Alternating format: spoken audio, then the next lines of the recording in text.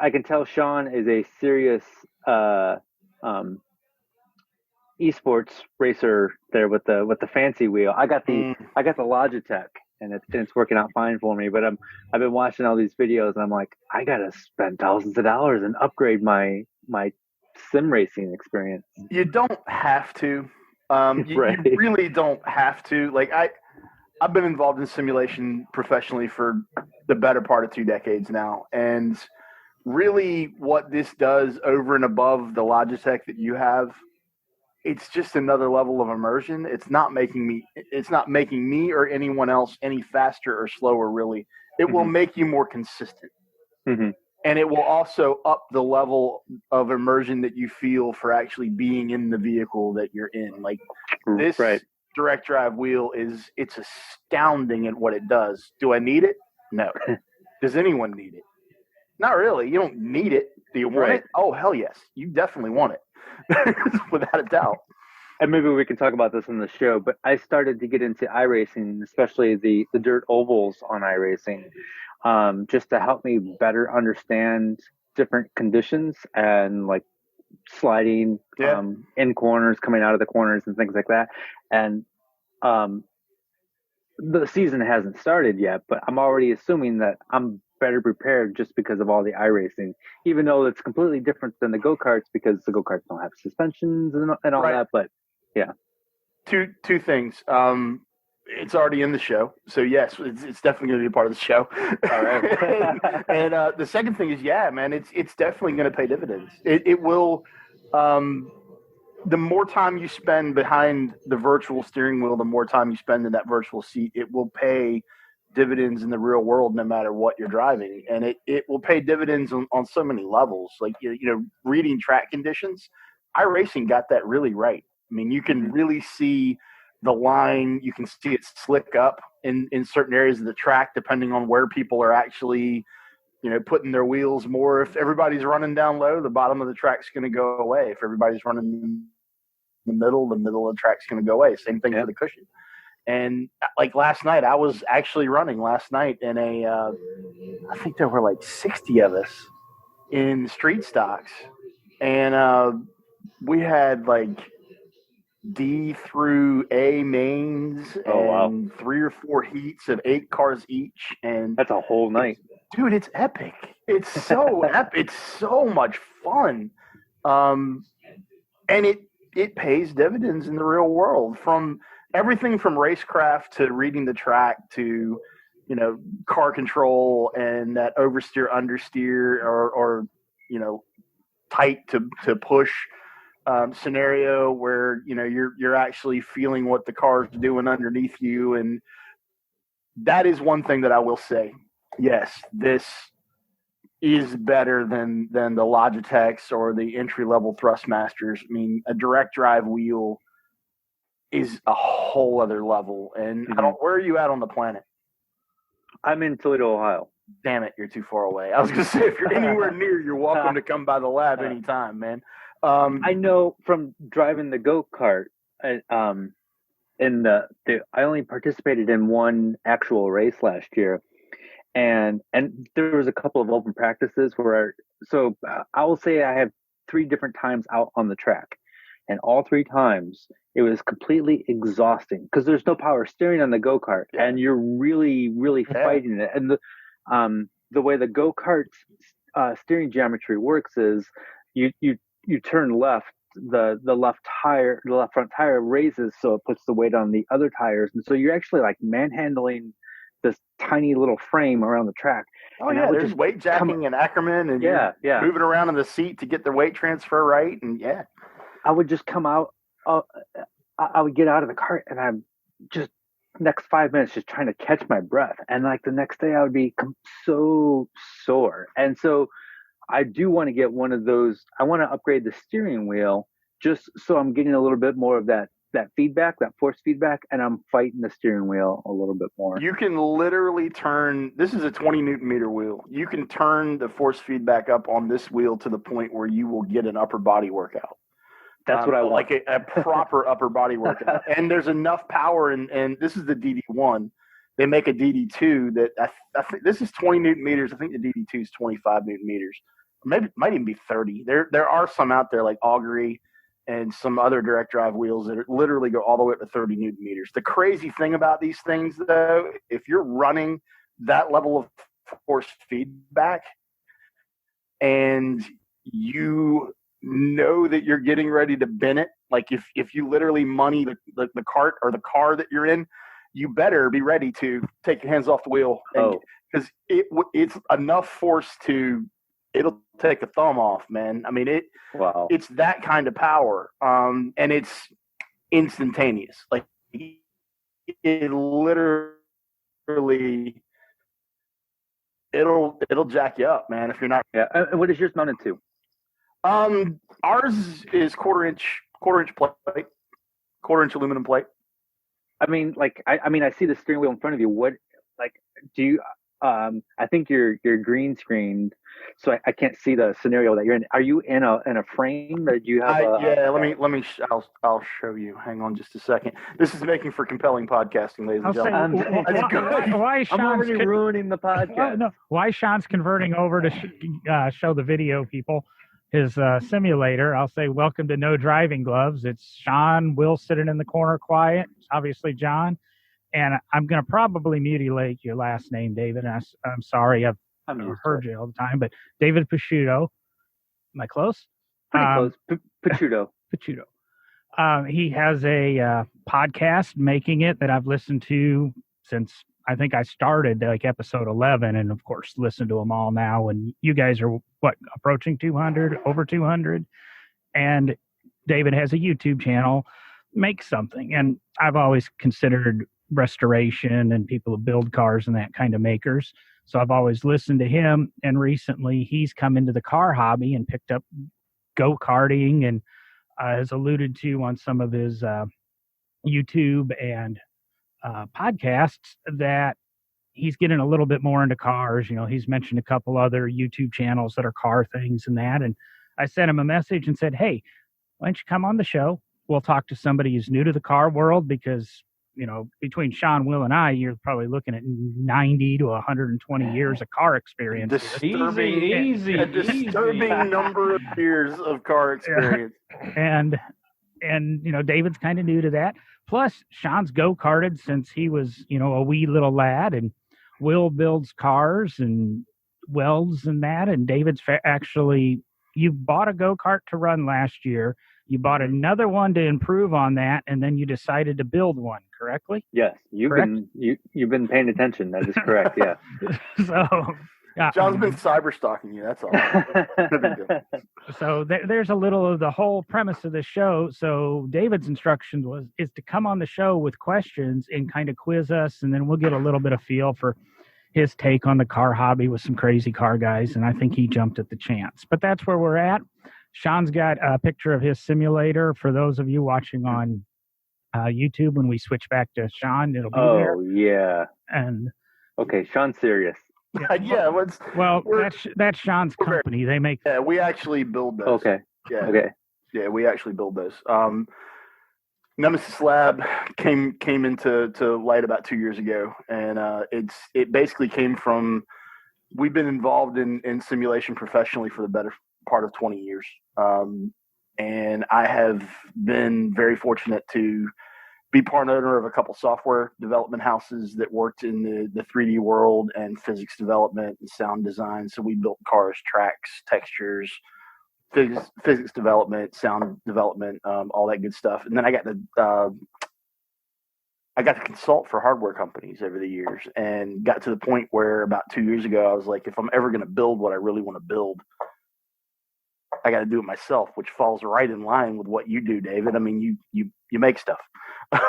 So it's absolutely perfect. And that literally, what you see behind me is 7 prototypes, 7 prototype designs, and two years and 4 months of research and development.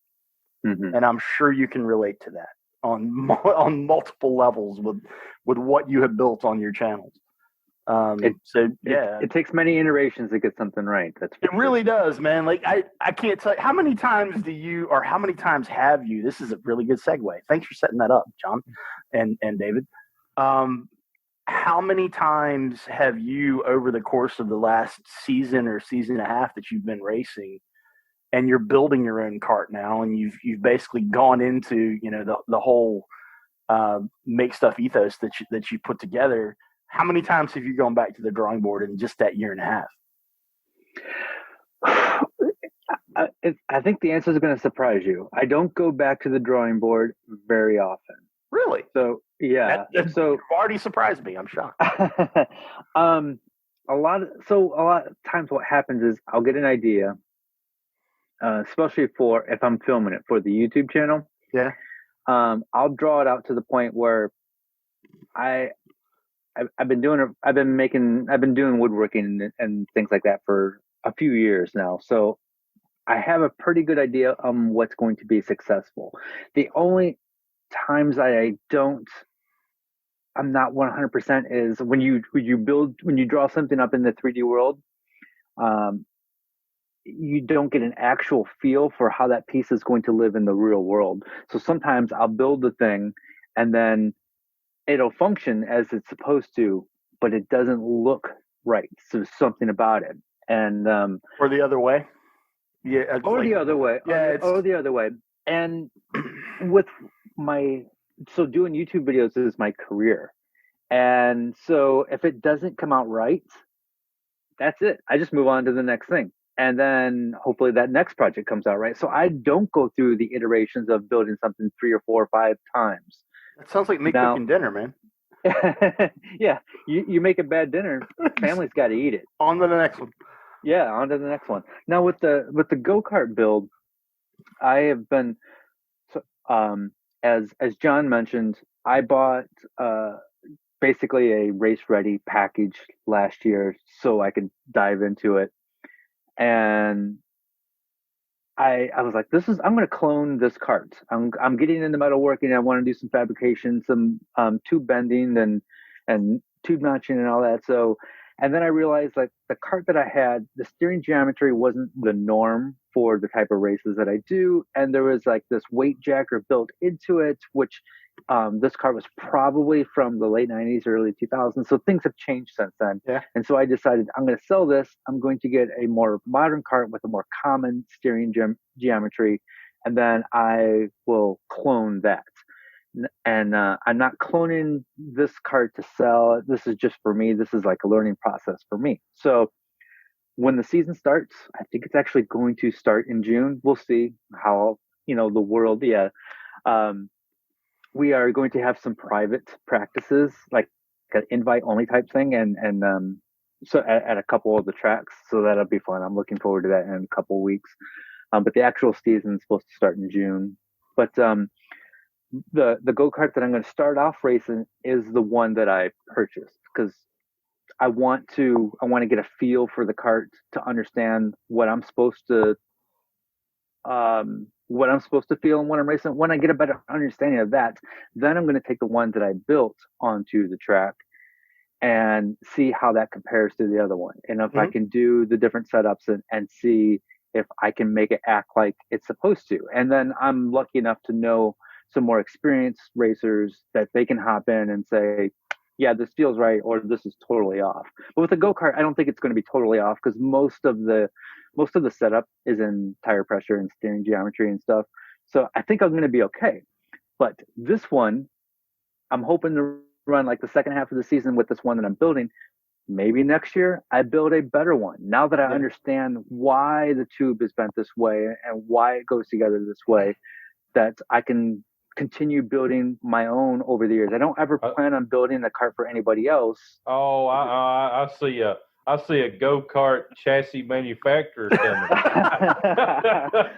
I've already have so many hobbies that I could not even. There's no time to do work for other people. 2 years from now, we're gonna hear Rob Howden announcing it at a WKA event. The Make Something kart chassis seems to be the chassis of choice this year. I know the feeling all too well. I mean, people try to get us involved in so much crap all the time, and saying no is really hard for me. But over the last 5 years, I've learned to just stick with what I've spent 20 years building. and just keep doing what I do. So for the people that don't know, my background is mostly woodworking. I would say 90% of the stuff on my YouTube channel is woodworking, and that's the thing that I know and I'm comfortable with. But I've been getting into the metalworking and the fabrication stuff. And if we want to, we can go into how and why I got into the go-kart racing. I race on dirt ovals, and the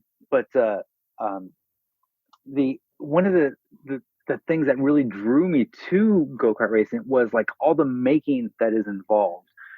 So I'm making my own chassis, which is pretty unusual in the circle, but a lot of people have to make their own bodies, or there's certain parts break, and it's not like there's a go-kart store around the corner where you can go and get a new part that next day. And so some people are fabricating their own pieces to um, to run throughout the season. And the making part of racing is what I actually love. I love, like today I'm working on the body. I've been bending plastic and shaping body, and I've got a coat of primer drying right now, and I just love that part. And I'm kind of worried that when I get finished making the go-kart, like I'm going to be bored with it. Like, oh, I'm just racing now and not making any parts anymore. But that's one of the things that I love about racing. And there's a lot of people in racing that don't have a shop and aren't making. I don't even know how you can be into racing and not be able to cut and weld and make the pieces that you need. It doesn't even make sense to me. I can tell you. You want to know how? Sean's a lot like that. I'm like you, David. It's even like 3D printers and that. If I want a 3D printer, I want to buy kind of like a Prussian kit, so I put it together and understand what's going on there. Part. Yeah, I made a mistake and I bought a pre-built CNC for my wood shop. That's kind of my hobby. That's not my career. We're kind of opposite there. I bought a pre-built one, and it's bothering me because now I'm seeing some of the new kit stuff coming out, and I go, boy, I really wish I would have spent the money on a Picciuto or an Inventables machine, just so that I know what the problems are. I understand the issues that come with them, but if you know every piece and how everything works, it's so much better. And I think, you building a cart and things like that, I was on one of the last episodes of MakerCast, the podcast that went away about 3 years ago. And part of the conversation was how car builders and restoration people are really the ultimate makers, because one day I'm fabricating a steel chassis, then I'm shaping aluminum, then you're 3D printing, and then you're working with fiberglass. You're doing all this various making. And when you race, I think you'll find that you're going to figure out little things you can tweak and change. So it's not going to be, oh, the cart's done. If you fall in and you get the passion, it's one reason I don't race is I don't make enough money because I want to win. You'll have the ability to go, okay, I built everything. I want to go faster. Maybe I adjust this or move this wheel or, adjust a camber setting or all these little things that you can adjust on the cart. First, you'll know how it was built to be able to do it and what pluses and minuses. So it could, keep your interest on a totally different level you don't even see. Here's what I want to go ahead and do, David. I want to go ahead and book you for No Driving Gloves on, let's say, May 7th, 2024. And we can talk about the chassis manufacturing, body manufacturing, and the national championship consultation that you're starting to give people. Because honestly, you have the makings of and the personality type for and the skill set to be a chassis manufacturer. You have that analytical side. I've seen it by going through your social channels on Make Something. I mean, and if you truly get it, like John said, if you truly get into motorsport, and Will brought this up too, if you get into motorsport, you are literally going to have people going, I got to have one of your chassis, man. it happens. I've seen it. I'm not kidding. I've been involved in this for 45 plus years now. You're going to get sucked in. Well, I mean, my family's been involved in racing my entire life. And like the ultimate dream would be to race a sprint car. Like I just grew up around sprint cars. I was around them all the time. And just like at 44 years old, it's probably not going to happen unless I go to one of those sprint car racing schools down south. But that would be a goal. Like if when we book that show in 2024, I would love to tell you about my chassis building business and how I'm doing with the World of Outlaws. So yeah, it's coming. it's. I'm not kidding. It's definitely you're on that. You're potentially on that progression. And I don't know how deep the racing bug has got you. Oh boy! But it seems he's going to be hanging out with Tony Stewart and Rico and right. So, he's just across the state line. Have you driven a winged outlaw kart? No. Oh my God. So I might get into the wing outlaw karts next year. So the circuit that I'm racing is the go-kart circuit that I'm racing now. It's technically a backyard circuit. So there's like 7-8 tracks, and they're actually in people's backyards. Yeah. But it's like extremely organized. Like the final race that I went into last year, there were 60 entries, and then there was probably 200 people watching. So like that's an extreme of the circuit that I'm racing, because that's like the big finale. Mm-hmm. But so the people that are running that circuit, one of them is my cousin who races sprint cars. He got an outlaw kart last year, and so he decided that, hey, we're going to also start an outlaw kart circuit, and that one's starting this year. But there's not that many people that have the karts to run. So this year's kind of a test season, and then next year they are going to do a full season with the outlaw karts. And what I like about the outlaw karts, if you don't know, is they have a wing for downforce and for helping you cornering, but there's also a roll cage, which is a little bit more protective than driving a regular go-kart. Oh, yeah, that's the thing that really appeals to me, is the protection, because you're going so fast. Yeah, the 500cc versions of those things are manic. Yeah, it's insane. So there's a photo on my screen here. Is this a outlaw kart simulator? Yeah. Well, no, it's actually an outlaw simulator that we're developing right now. Oh, that's crazy. What's the point of that? Just because it looks cool? Because it's freaking cool, Will. Yeah. The wing on a simulator is absolutely what I mean. In case people walk by you, it helps the air go around you. Here's the thing that for someone who races World of Outlaws makes a lot of sense, just because it's cool looking. The other side of it is at an experiential event, at a SEMA or a PRI or insert whatever show your brand is going to. Now imagine that on a proper yaw chassis, on a yaw frame, and you're sitting in the middle of PRI or SEMA, and every time you roll into a corner, this whole chassis yaws and the wings moving, and it just gets the crowd going. That's really all it's for, but it looks cool. And the gentleman to me, it looks like the wings just kind of hovering up there. It is right now.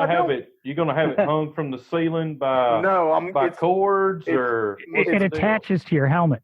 It's magnets. Dude, there you go. Magnets. Hopefully there's some controls in the cockpit where you can actually move it forward and back a little bit. I can make all that work. Don't make me do it. Sean's simulators are modular, so this is an option package. I'm sure he can throw in. You get your race car, and then you get your airplane, because he'll have airplane wings you can add on, and your outlaw chassis with those wings. Oh, right behind me right now is our captain's chair Star Trek edition. Literally has two consoles, one on the left, one on the right, and it has flight controls and do really nerdy geeky stuff. Really nice nerdy geek. I love it. Yeah, you do. Yeah, we do. I was with that at all. Yeah, but I was only showing you that just because we started talking about outlaw carts, and I was like, I got you. And you mentioned World of Outlaws, and the thing is, I mean, obviously, an outlaw compared to a cart, totally different seating position. Mm-hmm. The wheel is rotated up. You know, it's almost like a school bus. The pedal position is literally straight up and down like a cargo van. That's the things that are kind of cool to be able to train the simulator on, because you go from that completely flat floor, feet straight out in front of you, cart position, to sitting in a cargo van with the pedals are damn near up and down. The gas and the brake and the steering wheel is all school bussed up, and you need to be able to get acclimated to that stuff. And yeah, it'll feel familiar to you once you hop into the real thing. Yeah. Yep, totally. I'm fascinated by your transition into motorsport, and you said you had your family's been in racing. You said for a long time. So what? Yeah. Did you grow up around the racetrack? Did you grow up around other forms of racing? Or I did. So my uncle, his name is Johnny Bieber, and in the Ohio, Pennsylvania area, he's probably pretty well known, especially like in the 80s and maybe going into the 90s a little bit. Lots of track champions in Ohio and Pennsylvania, and in the early 80s he ran with the World of Outlaws. I think the Outlaws started in maybe 78 or something. So my uncle John, he raced for a living. All my childhood he raced for a living. So, and my dad would take me to there would be a race at a track called Attica Raceway Park in Ohio on Friday. And then there's another Fremont Speedway Raceway Park in Fremont, Ohio on Saturday, and then another place in Findlay, and then on Sunday. So sometimes we would go to 3 sprint car races in a weekend, and I was all about it. So you go to a sprint car race, usually there's like 3 divisions. There's like street stocks, the 305, which is a sprint car, which is at that time they called it an Econo. So it was like the economy sprint car with the smaller engine. And then the 410 sprints. And when the street stocks were out on the track, me and my buddies were all playing football, on the other side of the grandstand. But as soon as the sprint cars came on the track, we were all like totally into it. And so I grew up around my Uncle John racing over at his garage. And I just thought he was the coolest because people loved him because he was winning all the time. Or people also hated him because he was winning all the time. So I grew up. Both ways. Yeah, it goes both ways. So I just grew up around that. And then my Uncle John, he doesn't race anymore, but he owns this fabrication shop, which basically repairs sprint cars. And he's one of the more well-known places in the country. So they get people will haul their chassis from California to Ohio just so the Biebers will work on it, because for whatever reason, they're the go-to for a chassis that gets into a wreck or bent or whatever. They're great. I would say that reason is because they know what the hell they're doing. I mean, they've been. I mean, John's been in racing since the '60s, so it's crazy. And so now his son, my cousin Tony, he races on sprint cars, but he doesn't do it for a living. His living is with the family shop of repairing cars. For a while, they were making chassis, but they got out of that. The money is actually in repairing chassis. Yep. So a lot less overhead. Yeah, right. Like even though the season hasn't started yet, if you walk into their shop, there's probably 30 chassis just sitting butt end up, just stacked, waiting to be worked on. Like they're always backed up. And there's always so much work for them to do because they're the go-to people. So I grew up around sprint car racing. My father also loved NASCAR. So as a child, I loved NASCAR. And then something hit me, like not something. I got into music when I was like 17 or 18, like punk rock. And I was like, oh, you can't like sports. So I stopped watching football and baseball and racing because it wasn't cool. I had to, I was playing in bands and stuff. And then something happened a few years ago. I'm like, oh yeah, I used to love football and baseball and racing. So I've been getting back into it now. Like I'm, I don't have that. You can like punk rock and racing. There's room for both. I was just ignorant for a good 20 You years. were hardcore punk rock. Yeah. You're living the lifestyle. And so my dad, he passed away 3 years ago, but throughout my entire life, he had been working on this 1967 Chevy Impala, which he was rebuilding from scratch. And like you could eat off the engine. It was so clean. It was all painted and just an absolute beautiful car. So I grew up around cars and I grew up around racing. But the truth is, I don't know that much about cars. Like when my car doesn't start, I just go to the dealership and trade it in and get a new one. That's me. I know so little about cars, but I'm a quick learner. And my my family, the Biebers that I was talking about, they built my go-kart engine. So it's basically the class that I run in. They call them a stock appearing clone class, which is a Harbor Freight Predator 212 engine. So from the outside, it has to look like a Predator 212 engine, but the inside you can do whatever you want. Up into there's certain limits. So there's on top of the $100 price tag of that engine, there's $700 worth of parts and upgrades inside there.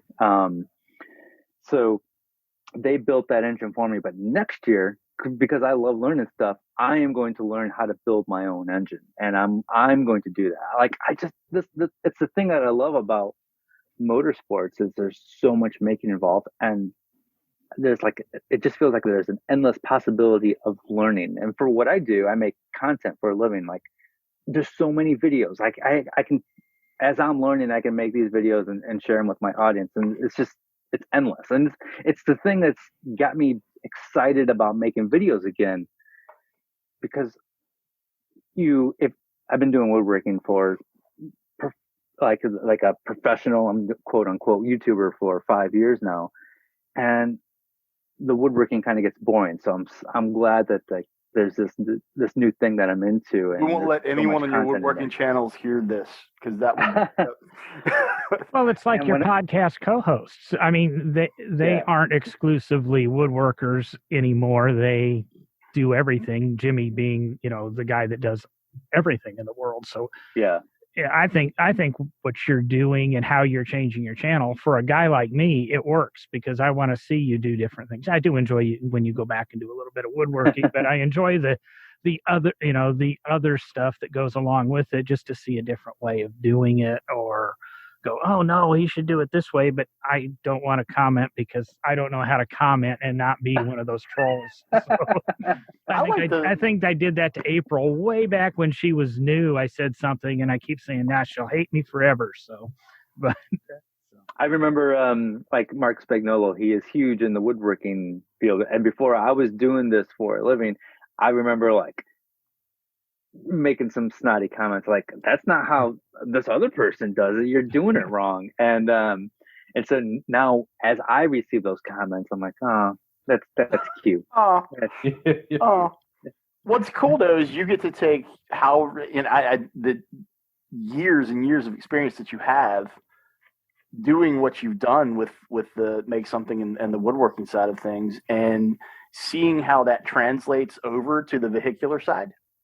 That the skill set that you built up, and you're going to approach some things in a methodical way that you would have done during the woodworking stuff in the kart racing, and you're not even going to realize you did it until it's done. Seriously, I've seen it happen time and time again. And the cool thing about that is that's where new ideas come from. That's where new technique. That's where just the melding of a particular skill set with a new skill set, and then all of a sudden you're like, well, why is that the way it's done when this makes so much more sense to me? And then if you can show that it does make sense and that it does actually work, and then it does whatever, whether it's saving money, saving time, making the cart faster, making the cart more reliable, making the car it goes on and on from there. But the only reason I'm saying all that is I'm just going to go ahead and say again, welcome to the wonderful world of being a chassis manufacturer.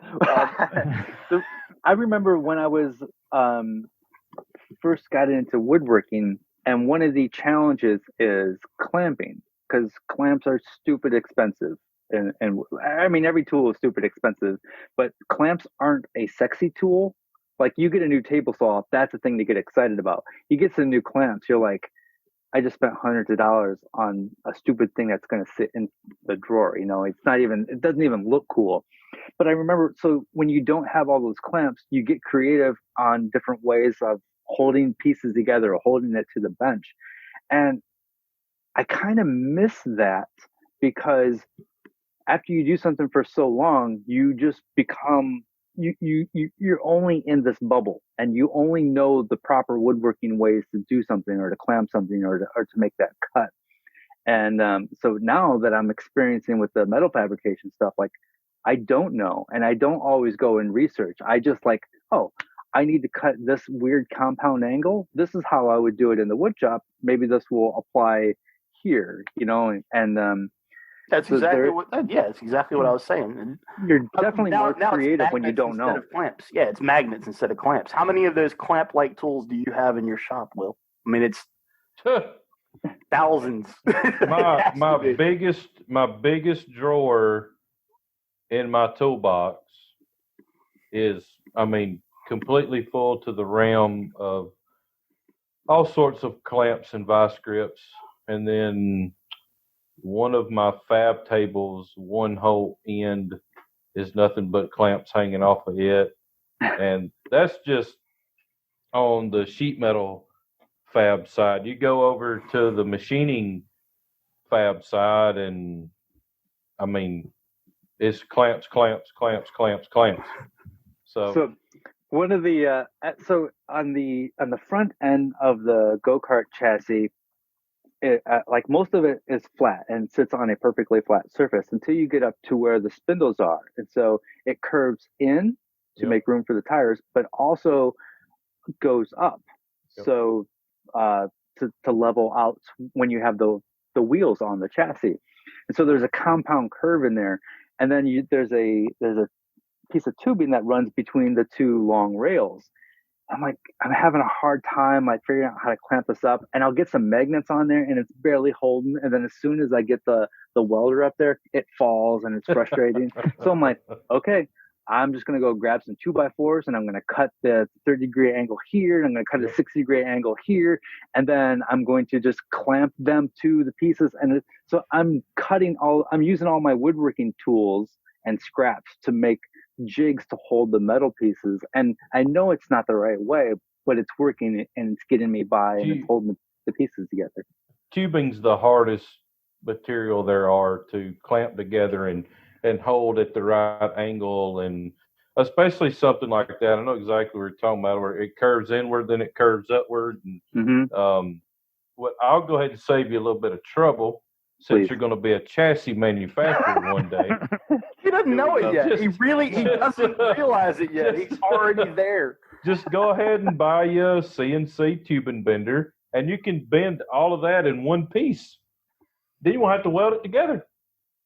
A what? A CNC tubing bender? Yeah, they make them. You just program in the bends, and it bends it. This sounds a little out of my budget. Oh, you're a YouTuber. Y'all make billions of dollars, right? You're gonna as I'm sitting in my mansion. One of my good friends. My mansions, yeah. One of my good friends is a professional YouTuber, so I know. He's these kids that go out and spend, $400,000 buying a grocery store. They've got it's not the reality of making a living on YouTube, Yeah. And plus, I don't have millions of subscribers, so right. I I do pretty good, and then the YouTubing stuff allows me to explore new hobbies and stuff. But it's not like, I'm in my east wing of Mansion B. You know, Hey, he's a woodworker on YouTube, not a gamer on YouTube. Oh, yeah, exactly. Yeah, the gamers.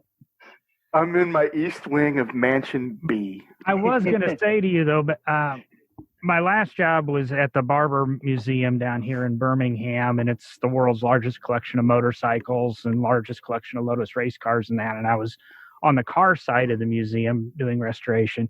We had a whole section of our shelving unit in the parts room that was nothing but wood scraps. And there's a complete woodworking shop there to build displays that we were in all the time. So even there, you know, in kind of a professional world where we had a full CNC machine shop and, you know, a 5 by 10 foot water jet table and plating machines and all of that, we're still using wood to jig things up and stack things. And, Oh yeah, you know, we do make it work. We do it all the time. We make a lot of one-off trim out of like half oval brass and stuff like that. We've got 2x4s that are 6 foot long with a half oval, you know, rip down the middle of it, and it'll sit flush in there, and you can drill and everything else. So, hey, John, quick question: mute or don't mute? We were supposed to talk about that before the show. Oh, don't mute. It's so much easier to edit. Is everybody there? So I've been Actually, I have a glass of There we whiskey go. with ice What? in there, and I've been muting as I'm drinking. Cheers. Is it- that was gin. We It used to was. have a rule against that, but I think last episode with Courtney Hansen, we kind of put that to the wind. Dude, when I'm crunching Not that ice, she that's was the only cause time of it I- by any means. Oh, it's awesome. So awesome. I don't know whether you can see the background, but I had to bring up clamps just because that's all we were talking about this whole house. It's clamps. What is clamps from? Futurama. Okay. I'm I was so addicted to that show, man. I've only seen a few episodes. It's like I'll get into a show and I really love the show, but animated series I have a hard time connecting to. I'm Like, the same way. everybody loves The Simpsons. I'm like, yeah, I like The Simpsons. I don't love The Simpsons. I like then The Simpsons, but I loved Futurama. And even South Park. I mean, we're all at the age where when we were a lot younger, South Park was the thing to watch, and yeah, I never did. I just had a hard time connecting with it. You don't realize. And whoever thought Beavis and Butthead would be telling true stories? It got even more true when he went out and did Idiocracy. Good Lord. I was always out in the shop. So I was always on a motorcycle or a bike. Literally, like when I was young. But when I was young, that was before The Simpsons. It was well and truly before then. when I was in high school was when South Park was huge, and I mean I was out in the shop working on the race car. You were nothing but a youngin'. Good Lord, you're a youngin'. I feel, as the elder statesman of the podcast, I feel as though I need to talk about the times before South Park. I thought you was going to say I need to quit. Let's talk about Bugs Bunny. Remember Bugs Bunny? It's. I'll go to a whole different level though, and David recommended Devs the other day on the podcast. Oh man. Yeah, thanks. That was If you guys haven't watched, if you haven't watched Devs, what is Devs? I'm completely and totally lost on that it's one. on. It's Nick Offerman. And, then he's my and guy. Think of him as, I'm going to loosely say, Steve Jobs. And after that, I can't really tell you anything else. Otherwise, I'll probably destroy the show. Oh, so it's like software development stuff. Yeah. But dark. But dark. Okay, cool. I consider this. It's on Hulu, right? This is kind of my Nick Offerman starter kit. Like it's, you're there. You're halfway there. Yeah. Not even close to Nick and Devs, though. Yeah, Nick has long. I'm closer to Nick. Damn, that's awesome. So, Okay. John, what is the open wheel derby car or what's behind you in your image there? I try to do an image that kind of relates to each show anymore, and usually it comes Okay. off of a Pixabay, and that's just a wooden toy race car. And then It's a of course Mercedes, but it's got the Ferrari red, so I'm a little confused. Well, It's to keep you guessing. it's children. I really wanted to do a picture of. I had a Pinewood Derby car, and there's not a chance you'll know what it is, and Will and Sean will roll their eyes, but it's a little Dodge Rampage, and it looked just like a Rampage, and it's a little. That's like a El Camino type pickup that Dodge built. I couldn't find it to put it in the background, but I knew you had an unholy Rampage obsession, but I had no idea that it went that deep. Yep, I had little red Rampage, and it was even cut with the proper raised headlights, and I'll find it one day, and it'll show up. There is a good segue into. Okay. I had to Google image search what Rampage. Yeah. Now I'm like, it's like. Now he's like, oh yeah, that's the Dodge version of the El Camino. Yeah. So hey, David, does it not scream punk rock? It does scream punk rock. Yeah, it definitely does. Yeah. I mean, I would have no problem driving around in a Dodge Rampage. Especially bright green. It's got the right name too, I mean, yeah. Let's spin this over into Roblox. Let's spin this over into another Viviani obsession. 84 Azuzus. We talked about what's the wooden toy car that is it Roblox? What's the Automoblox? Automoblox. There you go. Are you familiar with Automoblox, David? And have you built any wooden vehicular toys? As soon as you look up Automoblox, you're going to be like, "Ooh, I'm going to the shop." We're literally going to wrap the show up, and David's going to be out there going, "I'm making stuff." They look super cool. They are very cool. They were really cool when they came out, but John's a little pretentious, and so am I. And they had the most gorgeous packaging when they first came out, and it was like unwrapping this wonderful watch or timepiece. But then they decided to go to retail shelves and toy stores, and when they did that, all these government regulations came into play on safety warnings and how they had to be packaged, and the packaging just became no more than a shoebox. And I kind of stopped buying them then, but I've got a pretty good collection of them. I don't think I've put them out on display though since I've moved. I was looking forward to putting them in my new office, which I may or may not do now. But how many of those things do you have? Glad you brought this into my world. These are beautiful. They are really cool. And all the parts are interchangeable, and you can Is there a community of people who customize them and I would have to imagine. Back when I was into them, I haven't really played with them for 3 or 4 years. There was a lot of online stuff, and Automoblox was really in tune and really paid attention to the consumer. And even when the packaging changed, the reason I know what I know is we communicated with 10 or 15 emails about it, and they were going to try to continue the other packaging for mail order, and that all went away, and then they got bought out. And like I said, I tuned them out and went somewhere else. But they are very, you can buy wheel and tire sets for them and change the colors of the tires and different wheels. And, I got a bunch of them somewhere. All right, David, woodworked carts, karting toys in the vein of what you're looking at right now. There's your chassis manufacturing gig. Go. So as I was drawing up, I'm basically cloning a cart that I already purchased that somebody else already did all the science and research, but for my own amusement, I drew it up in Fusion 360 so I'd have this model. I'm like, well, I have this model of the chassis. I might as well 3D print it, and I suck at 3D printing, and I tried like 3 times and it never worked out. There's 3D printing is a whole that if you want to get into it, you can't just start today and you'll be a great 3D printer. Like there's lots of things you have to learn, and it never came out. We can do that for you. We can make that happen. We can make it a reality. Everything behind me right now is Fusion 360. Oh man, yeah. So I have a lot to learn, and that's another thing is there's the software side of designing all of this, and I have a graphic design background. It's what I went to school for, so I love the computer part of everything just as much as the actual physical putting pieces together.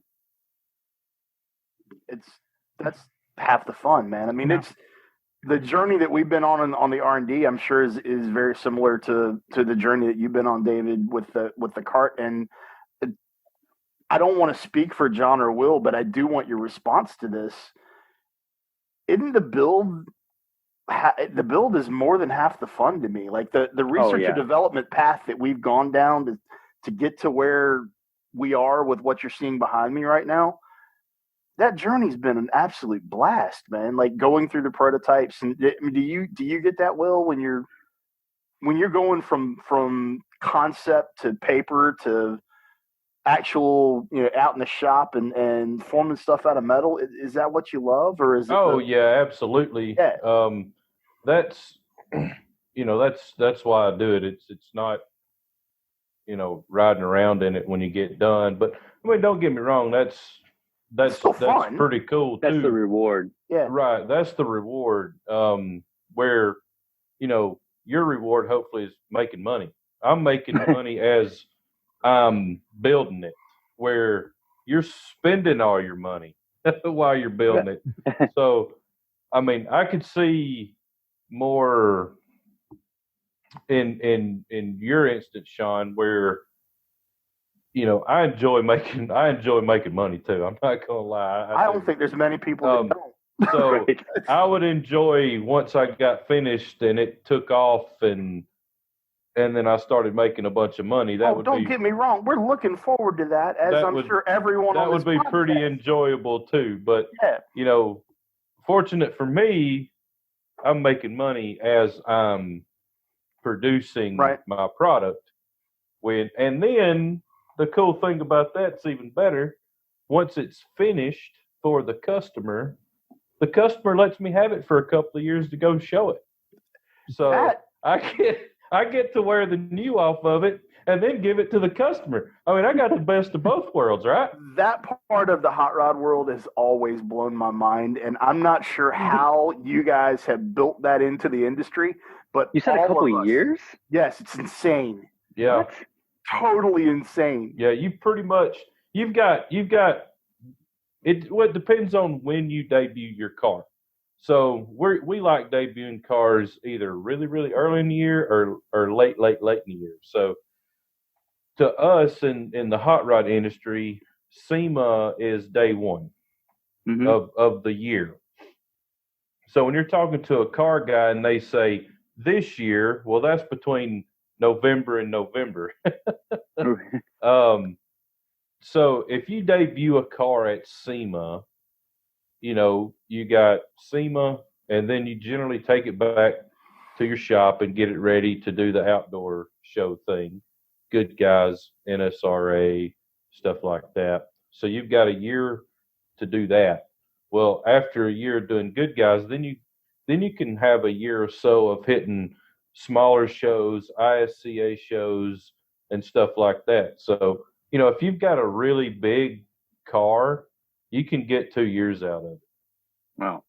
So now, after that, it's not going to win anymore. It's done.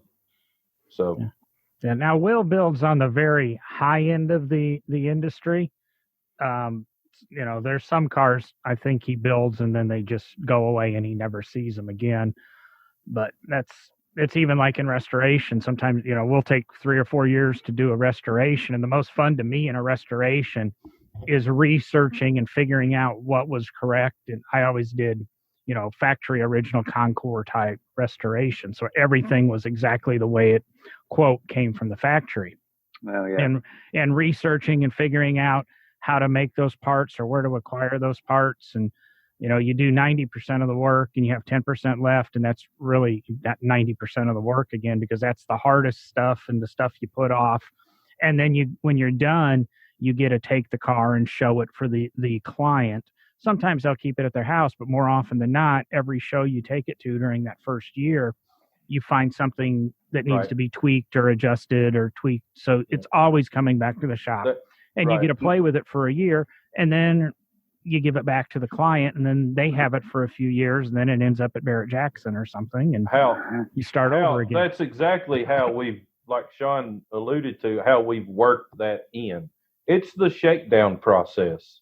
It's getting it ready so when you deliver that car, it's done. They're not going to have any problems with it.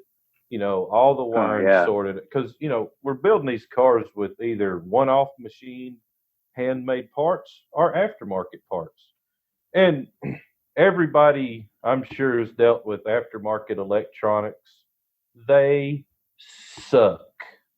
There are some out there that are actually pretty good, but you get a hold of the wrong company that doesn't have good electronics, man, it can be your worst enemy. And like David's building his go-kart. A lot of times we'll build a one-off chassis and we'll get totally creative and try to come up with some crazy ass suspension so the coilovers are cantilevered up into the trunk floor and you see them through the hat rack and all sorts of crazy goofy crap. And on paper it works great. Just on CAD it works great. But in reality it rides like a horse and buggy and sucks ass. So, there's and there's no second, third, fourth, fifth, sixth renditions. You got to get it right the first time. If not, it's money out of your pocket. John mentioned the research involved into restoring something. So I was born in 1975. My parents got divorced in, I think, 77. And my dad's lawyer suggested, go buy yourself a nice car and work on that just to keep you busy or whatever. So he bought this 67 Chevy Impala. And so throughout the 80s, I remember my dad fixing this up. And it started off as all original parts and restoring it to, it wasn't an SS. So it was just restoring it to its original condition. And back then that was super hard. He got these weird catalogs from some junkyard in Kansas City to another place in California. And then you actually have to call them on the phone to see if they had the tail light that you need or whatever. Right. And so it was a lot of work. It wasn't just typing in I need a 1967, blah, blah, blah, blah. And it would just show up at your door 2 days later. So there was a lot of work in there. And then he blew the engine. I think, I'm not a car guy, so I think the original engine for an Impala was a 305, and then he ended up putting a 350 in there. And so it was no longer original. And so then it was open game. So then he started adding the SS package stuff to it. And then it was contacting more junkyards throughout the country and on the telephone all the time and getting these weird homemade catalogs that people would make in the mail. And it was just, I think the joy of it was not knowing if you were going to get the part back then to restore it. And you couldn't email a photo. So if you were getting a new taillight or a new bumper or something, sent across the country to get re-chromed or whatever, it was you were just crossing your fingers hoping it would come back in the condition that you were hoping to get. And so that was fun. If I can tell you a terrible car story, so this 1967 Impala was his baby. He had been working on this, all my life. When I was 15 years old, my buddy Brian Smith, he is a sprint car driver and he has been for the last 30 years. But he was coming over to shoot pool in our garage, and I was 15. My dad was at work, and I backed out that Impala so many times, dozens of times, to play pool so it wouldn't get hurt. I was allowed to back out the Impala. But this one particular day, I hit the side of the garage backing it up. Instead of just stopping, I kept going. So I ruined the entire rear quarter panel of this car. And I was so embarrassed. So I did not tell Brian that it happened. We just played pool. And then before my dad was supposed to come home from work, I shoot him off and said, you have to go back home. And my dad, he comes home and I was like, Dad, I hit the garage with the car. He didn't even look at it. He just didn't say a word. He just walked into the house. Now he is known for being like a hothead. He would explode. And I was so worried. And he had this reaction that I didn't know how to react to because he didn't say a word. He just went into the house. So I don't know what to do. So I'm like doing yard work or whatever. He comes out like 30 minutes later and he finally looks at it and it's just like, well, insurance will cover it. We'll get it fixed. And I was like, what? Like that was not the reaction. Decades later, talking to him, he told me that he went into the house to have a beer to calm down before even looking at the car. Of course he did. So, but that turned into another project for him. He bondoed it up and he primered it and he was going to get it repainted and that became a whole thing. But he never, ever got it painted. It had this strip of primer going along the entire rear quarter panel and it's still on there. My brother or my uncle owns the car now. He got it when my father passed away. And so that accident has been haunting me for like 25 years or whenever that was back in 1992. I just want my uncle to get that car painted so I don't ever have to see that primer spot anymore. But yeah. It's a horrible reminder, isn't it? Just It is a horrible reminder. Yeah. What color is it? It's white. It's white with a black vinyl top. It did not have a black vinyl top, but he added that. That's easy. Just go to a local body shop and say, hey, look, tell your uncle you're going to pay to have it done, and you can probably get it fixed for $1,000. No. See, so, I mean, you of all people should be like, you don't just get that painted, you get the whole car painted. And then on those classic cars, they do the inside of the door and the floor and everything. Oh, it's yeah. a $30,000 thing. And my uncle was going to do it. It's probably less than $30,000, but it's above $20,000 for sure. Our paint job start at 50. Okay. So it's an expensive thing.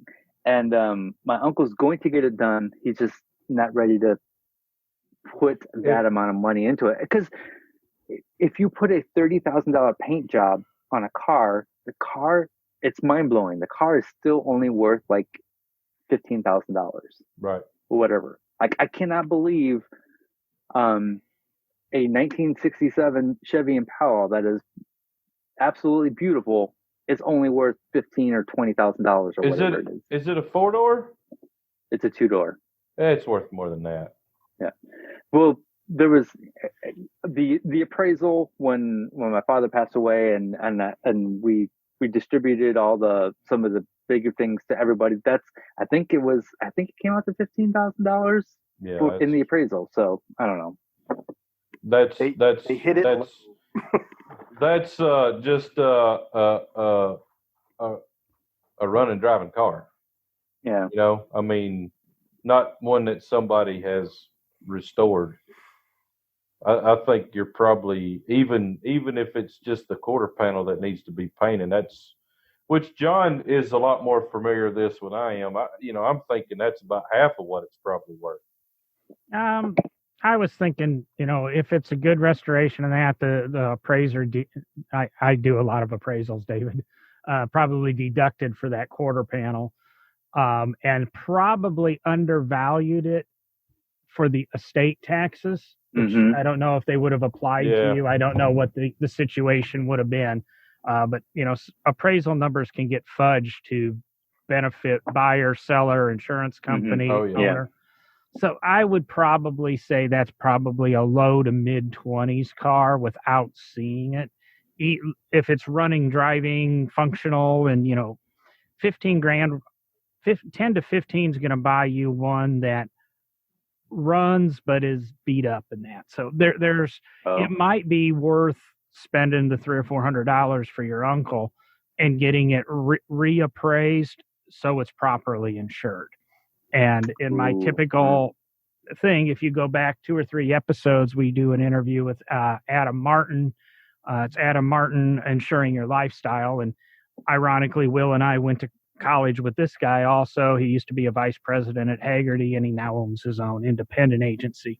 But we had him on the show a couple of weeks ago to discuss collector car insurance and insuring collector cars and protecting yourself in that. And we didn't quite touch on that, what we just discussed, but I think there's a little, I think he can probably get a little bit better insurance on it, especially when you're going for, an insurance appraisal will be a lot more than an estate value appraisal. It's right. really I didn't funny, even think about that. But yeah, so I don't think I'd be insuring off that previous appraisal. But I might have to have a conversation with Uncle Paul then. But with what you said, though, I always have said in my restoration career, and I go back to mid '90s restoring cars and getting a paycheck for doing it. If you get 20 cents on the dollar for your restoration, so if you put $100,000 in and you get 20, you won the game. Very rarely will you see more than a 20 or 25% return on your money unless you're doing blue chip collectibles. It's, every restoration's 2,000 hours in a shop, and most shops are going to be $80 to $120 an hour. So split the middle, you got $200,000 into labor before you buy any parts to do a restoration. Doesn't matter if it's a Duesenberg or a 55 Chevy pickup. It's that much money. So that's the reality, which I'm sure you didn't want to know, but that's the reality of the situations. And you don't have to give Will $50,000 to paint a car. White's an easy color to match, and you might be able to do it without having to redo the car. Because your problem is if you repaint the entire car, all of a sudden the interior is going to look dated, the undercarriage is going to look dated, the engine compartment looks, and it's, then now we need to do this. You're better off fixing the one area and getting it as good as it can be, and living and enjoying it. And that's what we always preach on this show: is enjoy your car. Don't have it for an investment. Don't try to make money on it. If it puts a smile on your face every time you drive it, you've won the game. That's really such a good attitude. Yeah. And then you'll have money left over to buy a simulator. I don't know why I'd say that. Then you can drive anything you want, anywhere you want, anytime you want. Exactly. Yeah. And then when you wreck it, you just hit escape and you get a new car. Yeah. It's amazing how that works. Request new car. Yeah, absolutely. It's amazing how iRacing has that. They have that down, man. You bent it. I bent street stock. I've been to street stock last night to the point where it basically just ripped the whole front end off the car, and it was like, okay, cool. I'm still in the next heat. We're good to go. Yeah. No, didn't cost me anything. Yeah, it's an interesting reality, especially when you're in VR, because sometimes in VR it's like that felt real. Wait a minute. I just got simulation is not reality. It's simulation. So put one of these on your head. I got and then come back and talk to me. It's still not reality. It's not, but it feels insane, dude. When you bend a car in VR, it'll scare you. It really will. I just got a VR headset for iRacing last week, and the first time I used it, after 10 minutes, it felt like I was drunk, and not a good drunk. Yeah. It was like an hour after that of like, I don't feel right. Yeah. And the second time was a little bit better. I haven't done the third time yet. It is so, when you're in it, it is really, really cool to turn your head left and right and to actually, it's a different experience. I'm hoping that every time I use it, I can race a little bit longer and use it, because it's cool. You have to do it really more messes often. with my brain. Yeah. You have to do it more often. When you start feeling that twinge of motion sick, stop immediately. Don't try to drive through it. You can't drive through it. It literally, once it starts messing with your inner ear, get out of that environment as quickly as you can, walk away, and let things settle. But if you're already getting 10 minutes in the VR, chances are you're going to be fine. And it literally is building up a tolerance to it. It's just like anything else. It's you use it, you push up against that that window of, oh, this isn't good, pull it off, walk away, feel better, come back, use it again, use it. Like I got that when I first started with VR, and now I can literally live in VR, man. The other night I was actually last night I was spotting for a friend of mine that is racing in the iRacing Road to Pro Gander Mountain Series. We were at the Charlotte Road Course, the Charlotte Roval. I was spotting in VR, standing up, and in chopper view. So we're literally like the chopper is following Kyle around the road course. Yeah. I'm floating above the car in VR, and it's amazing. Like it's just an amazing experience. And then you turn around and you can see 360 degrees in 1-to-1 scale, but you typically when you first get into VR, you've got to build your legs underneath you, man. Like if you tried that right now, I can almost guarantee that there would be a very, very sick David. I mean, it's you got to build your seat time. All right. But once you get it, man, the only thing that really gets me now is if I am behind the wheel in VR and I loop it and I start going backwards while I'm driving, because you spin the car around and you're still sitting here and your brain is saying that you should be backing up, but your visuals are different than it separates from your inner ear and your brain, and that doesn't make you happy. It's got to be that feeling when you're sitting in a parking lot and you have your foot on the brake and the car left or right of you starts backing up, but you think you are moving. It's probably one of those. It's that times 1,000. Like, it gets me so fast. I go from 0 to, I mean, it happens so quickly, man. But don't loop it. Well, you got to push up against that 10 tenths every once in a while. If you don't push up against it, you don't know where it is. You got to loop it every once in a while, Will. I loop my go-kart about every lap. There you go. If you're autocrossing and you don't ever hit a cone, you're not trying hard enough. That's how that goes. It's like everybody that I used to know when I was racing motocross, we'd have people come out all the time. I haven't wrecked in 4 years. You're not going fast enough. You're not doing something right. You're not trying. Well, I'm going to be the party pooper like I always am. I hope I've had a great conversation with you, David. If you notice on Sean's kind of left there where my mouse is, he's got a picture of my studio behind him. That's a Wood Whisperer mouse pad. So that goes back to your Mark Spagnolo reference. Ah, nice. But I was just going to say, we've been going at it for probably about an hour 10 now. We only asked you for an hour and try to be respectful of time. I'm going to say thanks for coming on the show. I hope it was a good experience for you. It gave you an outlet to kind of really let the go-karting loose. And, I don't know if you feel comfortable doing it on your other media platforms yet, but it's, been good to have you. If you have any other questions, feel free to ask. We're here until we fall asleep, but thank you. It was good to talk about something other than woodworking for a change. So it was great. Like I'm totally new to this. And so I have that bug. I'm super excited. And, so thank you for having me. When you get into chassis manufacturing and you want to do a podcast on it, you can give us a call. I'm sure one of us will call. It's inevitable. You might as well go ahead and just embrace it.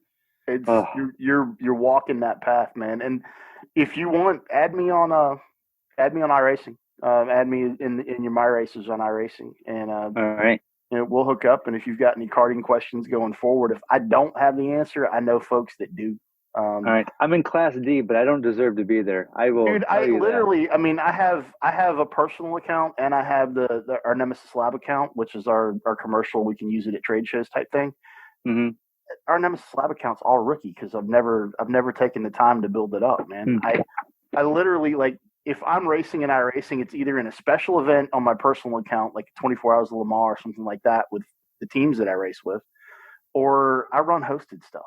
I literally, like, I don't have the time rising through the iRacing ranks and leveling up and getting your I rating up, that's a full-time gig, man. It really is. It really is. And I just don't have the time to do it.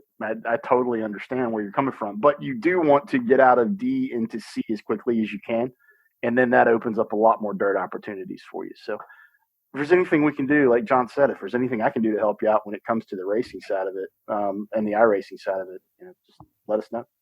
You bet. Thank you. I appreciate it. Yeah, man. No problem at all. No problem at all. Anyone that I can actually hook into racing deeper, I'll do that. Just what I need, a 15th and 16th hobby. I am an enabler. Sean's got many years of driver instruction with Porsche, Aston Martin, Dodge SRT, and all of that. So he's when it comes to racing, he is an enabler. I've only done a couple Aston programs, but the Porsche and the SRT stuff and the FCA stuff, that was years of my life. So let me know how I can help. All right. And, thank you guys. let me know how I can help, and then let me know when I can come drive some cool stuff. Because I am the guy that literally all I want to do is drive and teach people how to drive faster and learn how to drive faster myself. Like I have enough mechanical aptitude to fix stuff that breaks, but I don't want to be the guy that builds the whole car. I want to be the guy that helps to make the car better. And I get more pleasure from being behind the wheel than I do turning the wrench, which I don't think the other three people on this podcast right now, I don't necessarily think that you guys fall in that category. I'm weird. I'm driving. I want to be behind the wheel too. I want to build it and drive it.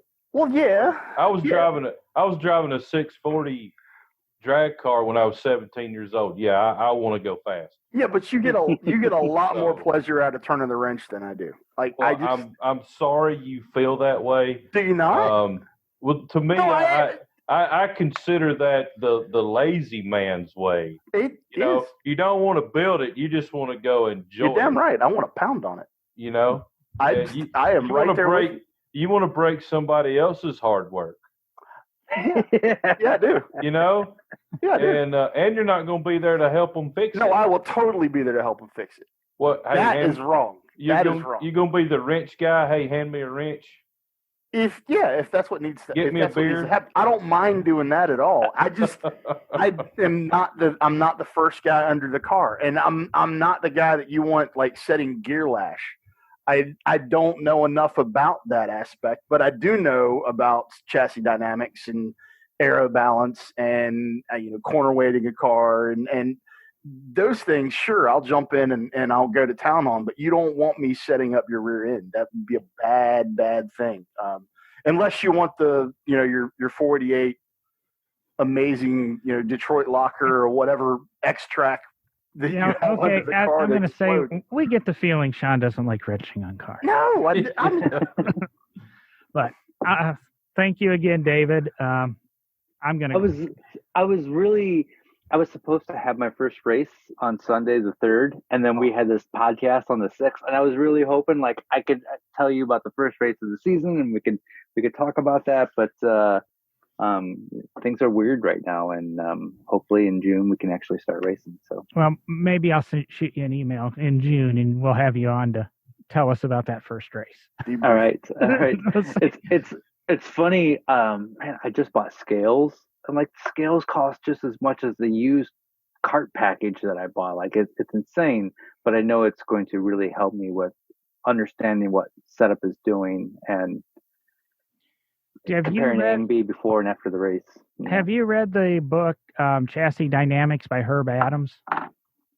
You do. I thought I was going to pull it up. No, I have not read that book. No. Say that's one of the best race car chassis engineering books to read. Herb passed away a few years ago, so it's some dated information, but that's kind of a Bible for setting up cars. But the science doesn't change, though, right? Nope. No. Technology changes, but the science definitely doesn't. Yeah. Physics has a way of being stubborn. And from a driver's side, get everything that Ross Bentley has ever published. Say that again? Get everything that Ross Bentley. Okay. Speed Secrets. He's a lot of his stuff is tailored to open wheel aero dependent, but even at that, it's kind of the same thing that what John was just saying. Even though it's tailored to open wheel and aero dependent stuff, especially a lot of his early stuff, because he was an IndyCar guy, but it still relates to whatever you're doing behind the wheel, whatever you're doing, in whatever vehicle that you happen to be racing. It's very relatable, and Ross is an absolute institution when it comes to driver development, driver training, and just the way that he puts things and the way he illustrates things, next level stuff. All right, I have that bookmarked. John, what was the chassis book that you recommended? I think it's called Chassis Engineering or Chassis Dynamics, but Herb Adams is put chassis Herb Adams, and that'll come up for you, I believe. Got it. Thank you. Yeah. Well, thanks, guys. I appreciate it. Thanks again. Thanks Maybe for we'll coming on, talk to you in a month or two. Yeah, we'll do it. We should do a follow up at it, mid-season or after season, and just to see what I've learned. Because I know, like, in the one competitive race that I was at, all I was doing was fighting the cart, and I wasn't understanding what it was telling me. Where the other drivers would be like, "Well, is it pushing in the entry? Is it doing this in the exit?" And I was like, "What are you talking about?" All I know is, like, I am super sore and out of breath just from trying to drive the thing. So I'm going to have a better understanding. This will be the training season, and you'll start to, once you get a good car under you, they drive themselves, and then that's what my family is telling me. It's supposed to drive itself. It's supposed to be effortless. So it's not supposed to be really difficult to go fast, and if it is difficult to go fast, you've got setup work to do. Yeah. And it's, and the other side of it is seat time. That's what everybody tells me. Yep. Yeah. I could read all the books that I want, but it's actual seat time. And don't forget to get your eyes up and look way out in front of the cart where you want the cart to go, not where the cart is. That's one of the things I've actually learned from my racing. Is like, don't look where you're at, look where you want to be. I think we had Randy Popst on a couple of episodes ago also. He's a world famous racer, all kinds of stuff. And that's one of the key things. I think I even pulled it out for a clip. Look where you want to go, look where you're going. So if you go back and listen to one of our episodes, that might be a good one to give some driver tips. Hey, who was the guy that we interviewed that has the Indy cars? Is that Russ? Has the Indy cars? We did, or the old F1 cars, the Ferrari F1 car. Oh, that's Bud Moeller. Bud, dude, you need to hear this dude. You need to go back and listen to that podcast with Bud. Bud what? Moeller, Moller. Okay. I'm super into F1, so that episode might hit home for me. He's an investment banker. Lives in Virginia, and he owned Rubens Barrichello's like 2001, 2002 F1 car. He's got a 78 Ferrari F1 car. He sold Rubens's car now, and he's looking for something else. He hasn't replaced it, but he's 60 years old, and he holds the lap record at like 5 tracks in that F1 car. And I mean, he's got a neck that looks like most football players and that, but he's an interesting fellow also. He was telling a story, and my mind just got blown. Of I don't know what racetrack they were at, but it was a long straightaway, and it had like a hairpin at the end of it. And he was like, "Yeah, I've braked so hard right there that the sweat and tears hit the inside of my helmet." And I was like, "Wow, I thought I've been in a car with good brakes." Yeah. No. 5 That's why the F1 racers have those huge necks, all those crazy G-forces. Oh yeah. So that's a pretty good. That was a pretty good podcast there on that with Russ. I will check that out. I can't even imagine what that feels like. 5 G's of braking load. Like, it would literally turn me to spaghetti instantly. Oh yeah. Like, I'd hit the brakes one time and be like, yeah, I think I'm done. I'm done. I think we can go back into the pits and hang out for a little while. Think of the balls it takes to be going that fast and hit the brakes that hard before you have to turn right or hit a wall. Those are balls. It's just a wall. Yeah, and you're in an F1 car with nothing around you. Yeah. Are you sure you don't want to stay on the show for another 2-3 hours, David? I mean, you're not in some little carbon fiber simulator. What are you trying to say? I love busting your nuts, but I know it's fun. So. If I may walk away from what one suggestion for your listeners and for you guys, if you have Amazon Prime, there's a 30-minute episode on there, and it's called F1 Racing Science, and it is the episode that got me into F1 racing because all of the teams make their own cars, like down to the bolt. The engines are purchased from whoever they're racing for. The clutches are purchased, but the bodies, the bolts, everything else, they make in-house. It's like a maker's fantasy. So it is crazy the amount of science and technology that goes into an F1 car. Oh yeah, I'll watch that. Yeah, they're a little insane with their budgets and stuff, but they're trying to put bigger caps on it to make it more competitive in the future. So hopefully they do.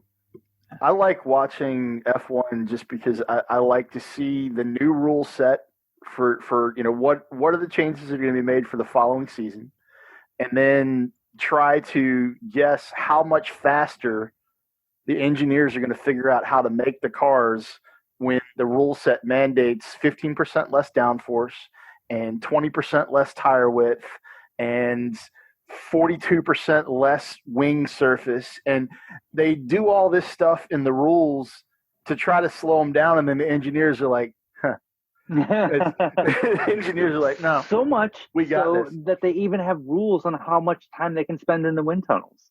Yep. It doesn't matter, though. It's crazy.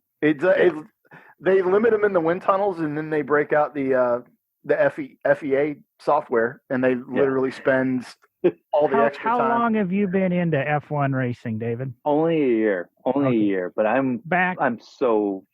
I bought the F1 TV package so I can go back and watch all the old races, and I have. Trying to remember, was it 2010 or 2012 when Team Lotus became Caterham? And they tried to cheat the rules by running. They didn't have a last year's car or something. Oh, this is what happened. I remember because we had one at the museum. Lotus they started their team in like 2010, and they decided they would create, and this is in Danny Behar, and he's a crazy CEO, spent way too much money. They would create a road-going F1 or a customer F1 car. It was 680 horsepower as opposed to 1,000 horsepower or 900 horsepower like the full cars. But they were not Formula One cars, but they were built almost aero spec and body spec. They called them the T125 and sold them to customers. They only built like 6 of them or so. And the reason they created that whole program is they could do all this testing unregulated for their actual Formula One car. That's just, one of those little, and that's a thing with Lotus. If you really, really got into it, Colin Chapman, who founded the company and passed away in '83, and that was one of the famous people that always said, and it's kind of the common rule in racing now, the rules just tell you what you can't do. They don't tell you what you can. But we'll leave on that. We've already went 15 minutes longer than my first goodbye. So thank you guys. Okay, thanks, Dave. See you, David. Thanks for coming out. Appreciate it. Thank you.